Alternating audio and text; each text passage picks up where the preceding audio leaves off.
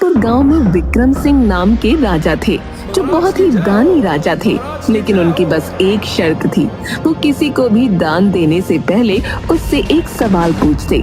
अगर कोई उनके सवाल का जवाब दे दे तो राजा उसे मुंह मांगी कीमत देते, लेकिन अगर कोई जवाब न दे पाया तो राजा उसे दान देने से इनकार कर देते।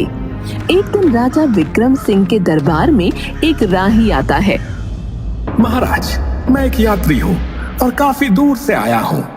बस मुझे एक रात गुजारने के लिए पास की धर्मशाला में रुकना है, लेकिन मेरे पैसे लुटेरों ने लूट लिए।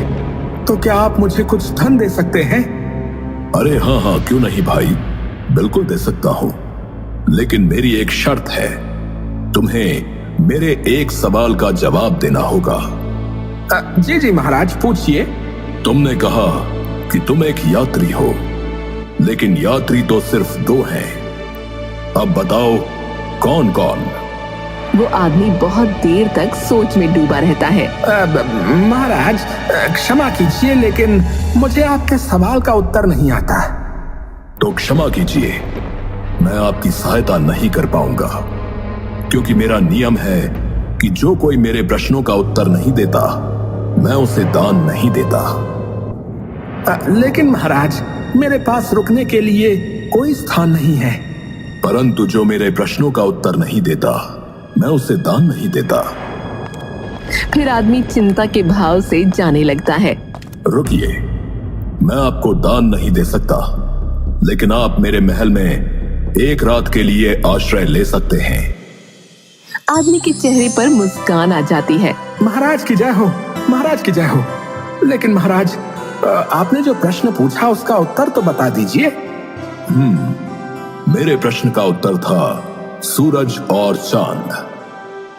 उसी राज्य में किशन नाम का एक ब्राह्मण रहता था, जो कि अपने बीवी बच्चों के साथ रहता था। एक दिन ब्राह्मण बहुत परेशान बैठा हुआ था।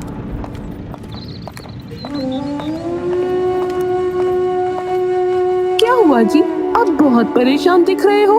क्या करूं भाग्यवान, हमारी बेटी के ब्याह की तिथि नजदीक है, लेकिन अभी तक पैसों का बंदोबस्त नहीं हुआ है। तो परेशान ना हो तो क्या करूं? इसमें परेशान होने वाली कौन सी बात है? हमारे राजा बहुत दानवीर हैं, आप उनसे जाकर कुछ मदद ले लीजिए। वो सब तो ठीक है सुलोचना, लेकिन तुम्हें महाराज की आदत के बारे में तो पता ही है। वो दान देने से पहले प्रश्न पूछते हैं, और अगर उसमें से कोई भी उत्तर गलत हुआ तो वो दान देने से इनकार कर देते हैं। वो तो मुझे पता है, लेकिन मुझे आप पर भी पूरा भरोसा है।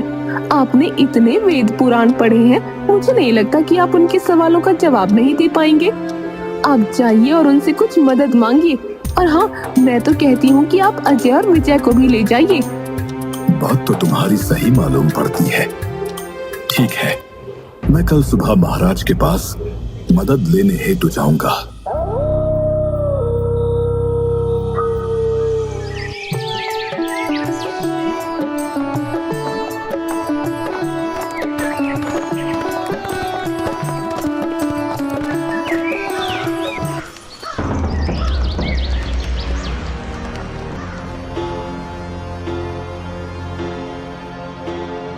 महाराज, मैं आपके गांव का एक छोटा सा ब्राह्मण हूं। मुझे अपनी पुत्री के विवाह के लिए कुछ धनराशि की आवश्यकता है। जी ब्राह्मण देवता, आपकी सहायता करना तो हमारे लिए बहुत ही सौभाग्य की बात होगी, परंतु आप तो जानते ही हैं कि मैं दान मात्र उसी को देता हूं जो मेरे प्रश्नों का उत्तर दे।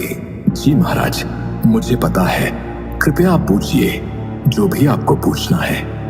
ठीक है ब्राह्मण देवता, तो मैं आपको एक कहानी सुनाता हूं और आप मेरी उन कहानियों को पूरा करना, और अगर आप सही ढंग से उसे पूरा नहीं कर पाए तो मैं आपको दान देने में असमर्थ रहूंगा।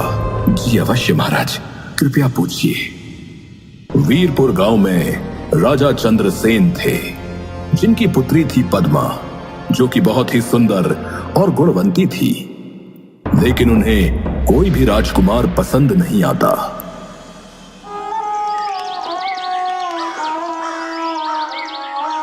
एक दिन राजा अपने कक्ष में परेशान बैठे हुए थे। तभी रानी सुभद्रा वहां आ जाती है। महाराज, आप बहुत परेशान लग रहे हैं। महारानी, अब आप ही बताइए मैं क्या करूं। राजकुमारी को कोई भी लड़का पसंद नहीं आता। अब उनकी उम्र भी हो गई है। महाराज, आप इतने परेशान ना होइए। हमारी राजकुमारी बहुत समझदार है। उन्हें पता है कि उनके लिए क्या सही है और क्या गलत। लेकिन महारानी, उन्हें राजकुमार पसंद ही नहीं आता। अब मैं अपनी पसंद के किसी राजकुमार से उनका विवाह करवा दूंगा। नहीं नहीं महाराज, ऐसा गजब मत करना।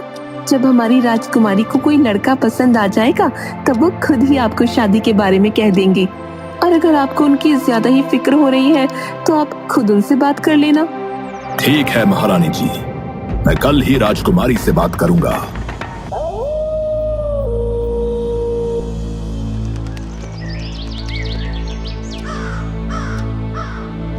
राजकुमारी जी, हमने आपको इतने सारे राज्यों के राजकुमारों से मिलवाया, लेकिन आपको उनमें से कोई भी पसंद नहीं आया।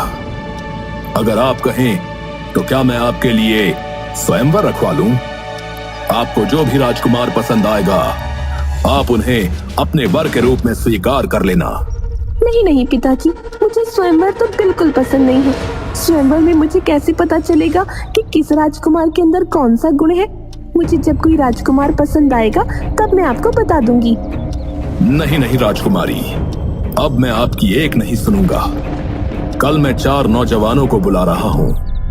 आपको उनमें से जो भी पसंद आए आप उन्हें अपने वर के रूप में स्वीकार कर लेना। ठीक है पिताजी, अगर मुझे उनमें से कोई पसंद नहीं आया तो मैं उनसे विवाह ना करूंगी। ठीक है।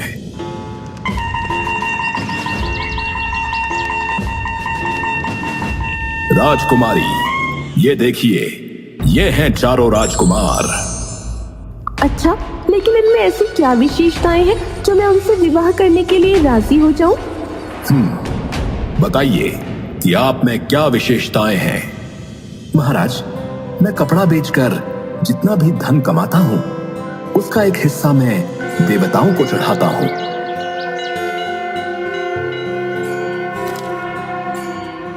एक हिस्से को अपने ऊपर खर्च करता हूँ और एक हिस्सा बचाकर रखता हूँ और एक हिस्से को अपनी पत्नी के लिए रखता हूँ। और ये कला सिर्फ मुझे ही पता है। अगर तुम इनसे शादी करोगी तो तुम्हें कभी भी पैसे की तंगी नहीं देखनी पड़ेगी। हाँ, अब आप बताइए कि आप में क्या गुण है।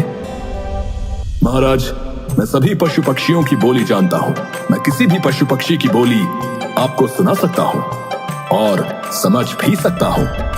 महाराज, मुझे सारे वेदों, उपनिषदों और पुराणों का ज्ञान है। अगर आप चाहें तो आप मुझसे कुछ भी पूछ सकते हैं। अभी उसकी आवश्यकता नहीं है। समय आने पर हम आपकी परीक्षा लेंगे। हाँ बताइए, तुम में ऐसा क्या खास गुण है जो मेरी बेटी तुमसे विवाह करे। महाराज, पशुओं की आवाज निकालना कोई बड़ी बात नहीं और वेद उपनिषदों का ज्ञान भी बहुतों के पास होता है। और पैसों को कैसे और कहां खर्च करना है ये भी बहुत सारे लोग जानते हैं। लेकिन जो मुझ में विशेषता है वो बहुत कम लोगों में देखने को मिलती है। मैं शब्द भेदी बाण चलाना जानता हूं और मेरा निशाना बिल्कुल सटीक लगता है। जहां से भी आवाज आती है मैं वहीं पर बाण चलाता हूं।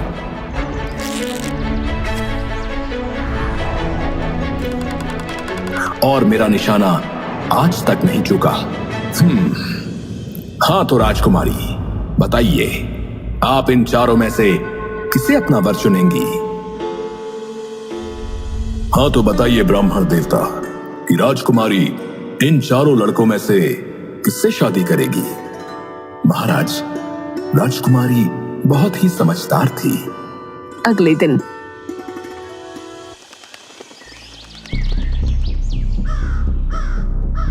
राजकुमारी, आपने कहा था कि आप आज बताएंगी कि आप इन 4 में से किसे अपना वर चुनेंगी। जी पिताजी, मैंने अपना वर चुन लिया है। पिताजी,